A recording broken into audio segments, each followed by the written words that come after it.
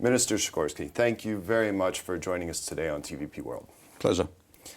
And now, Poland marks its 20th year anniversary in the European Union. I don't think there are many Poles out there that would imagine modern Poland not a part of the European Union. But looking back over the past 2 decades, what do you think are the main elements that have contributed to Poland's growth and development as a member of the European Union? Well, our GDP has doubled, but we shouldn't think of our membership in purely financial terms. Poland's exports have risen many times, but also we belong to this common area of not just travel, but also of competition, of work, of study. I don't know about others, but membership has made me feel at home in where generations of Poles wanted to be, which is the secure and prosperous, and increasingly prosperous West. Certainly. Now, after your foreign policy speech, many media outlets are reporting that Poland is back as a proactive member of the European Union. How will Polish foreign policy change in regards to the European Union? How is your vision different than your predecessor? Well, I made it very clear indeed that we will not be pushing these kind of Europhobic conspiracy theories, that we will not be attacking the EU for imagined faults. We will not be comparing it to the Soviet Union. We joined the EU after many years of negotiations and of attempts. It's been very beneficial for Poland, and we now want to take full advantage of being one of the 5 biggest, most important countries in the EU. Instead of bickering with everyone over issues, some of which are important, others are not, to influence the direction of travel of the whole community in ways that maximize our interests. Of course, the membership doesn't abolish national interests, but it puts them within a framework in which you can mediate them and fight for them in the councils and in the European Parliament by political means rather than by traditional means, which were disastrous for Europe. Right, and taking advantage of Poland's position amongst the big 5 in Europe, you've said that relations with Germany and with France are going to be markedly different than they were with the previous government. In that sense, how do you think that that's going to further Polish interests, number one? And number two, do you think you'll be able to influence their decision making? Well, that's what influence means. Getting them to do what they would otherwise not do. And the difference you could hear in Parliament, actually, when I said something that I thought was completely uncontroversial, namely that Germany is actually our ally, there was jeering from the nationalist part of the chamber. And we've already proven that we can change their views. Prime Minister Tusk went to Berlin for a meeting with President Macron and Chancellor Scholz, and they emerged with an agreement on another 5 billion euros for this year alone in the European Peace Facility, mainly for military assistance to Ukraine. That's not a small matter. Certainly. Now, concerning security, Prime Minister Donald Tusk has also said that we are in a pre-war era. Europe seems to be more serious than ever about its own security. So within that guise, what are the Polish Foreign Ministry's priorities concerning common European security? Well, we need to make sanctions more effective. And as you know, some member states are blocking or delaying them. We need to give countries refunds that they are owed from the European Peace Facility so that they can send more stuff to Ukraine. We also need to prepare in the realms of civil defense, of cybersecurity, but also I've personally, in my previous capacity in the European Parliament, but also now, I'm in favor of a heavy brigade EU rapid reaction capacity so that we don't have to call on the resources of the United States for every emergency on our periphery, say some lower order issue in the Balkans or in North Africa is something that Europe should be capable of sorting out without calling on NATO and the United States. Mm-hmm. Certainly. Is that idea very popular amongst your peers in Europe? Well, it's in the European Parliament's recommendations that stem from the process of the conference on the future of Europe. And actually, this rapid reaction capacity is supposed to be operational in 2 or 3 years. We already, thank God, have the defense budget called, I think wonderfully, the Peace Facility. We need a joint headquarters.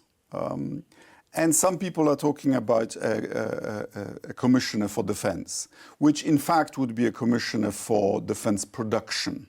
And we need that. Certainly, especially with the needs that we see in weapons production here in Europe. Now, I'd also like to ask you about integration. Before, if we talked about European integration, the Law and Justice Party, that was an absolute no-go. Are there areas that you see are important where Poland can further integration, where there's some common needs and areas that the European Union should indeed further integration? Actually, give a PiS party credit where credit is due. It was PiS that agreed to linking the payouts from the European budget with respect for law and order, for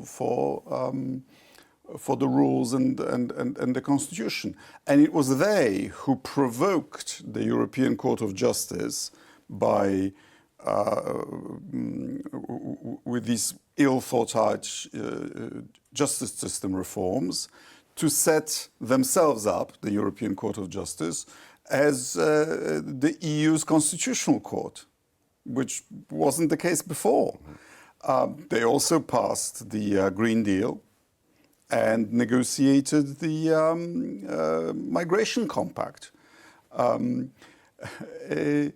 But now they are pretending it was nothing to do with them. All right. I hope even they see that unanimity in the area of sanctions, which I've already mentioned, where one country, particularly friendly with Russia, is delaying the sanctions. That this, particularly in view of the enlargement of the EU, doesn't actually further Polish interests, doesn't actually give us the power to do what we want to do.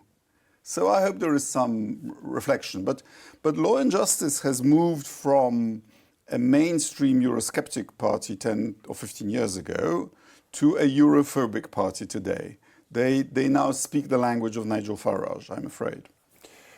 Well, you mentioned in your speech as well, you called on members of Parliament to engage in a non-partisan debate concerning some of these reforms within the European Union. Are you confident that they'll take you up on that? Well, I've already had my answer. The leader of the main opposition party has said that any reform whatsoever would mean the liquidation of the Polish state. I mean, that's so over the top that I'm afraid it precludes a normal conversation. Okay, so expectations are low concerning that.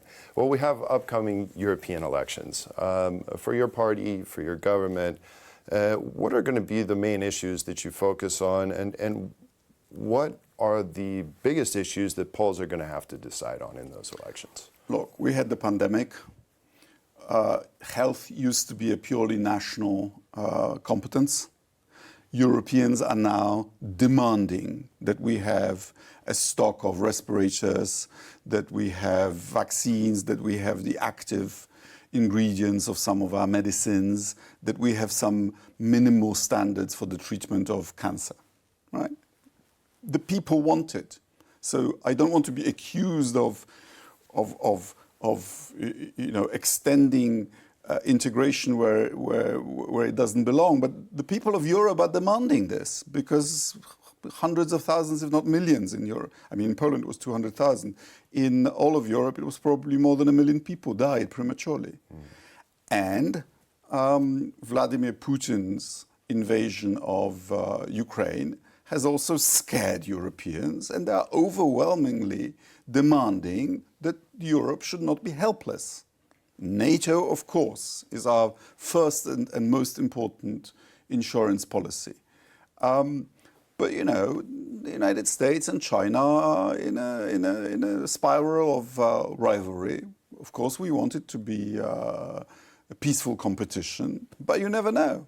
In that sense, you know, defense is a little bit like health insurance. You know, you are preparing yourself for something you don't wish, but you'd better be prepared if it happens against your wishes.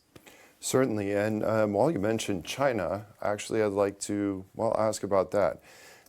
Secretary Blinken accused China of playing a major role in supporting Moscow in its war against Ukraine, and said if they won't fix it by themselves, that Washington will fix it. If you're right, more and more information is emerging about China sending not actual arms, but tools and ingredients and spare parts, components for Russian arms. We have asked China repeatedly to influence Russia to end this war rather than to help Russia conquer Ukraine. On this, we will be communicating to China, both on a national level and a European level, that this is a threat not only to Ukraine, but also to all of Europe.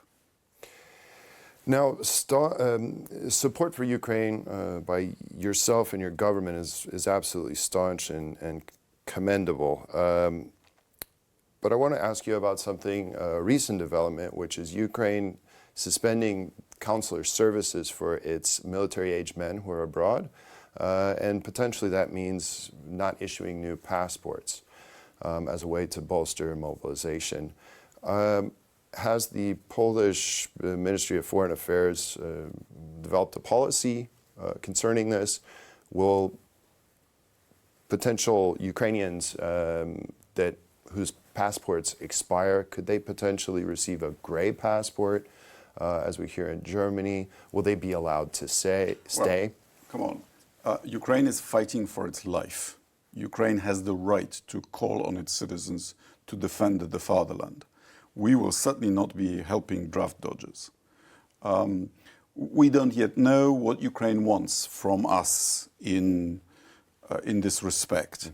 But in principle, countries are entitled to draft their citizens in wartime. I think we'll end right there. Okay, thank you very much. So thank you very much for joining us today. I My pleasure. appreciate you taking the time. Thank you.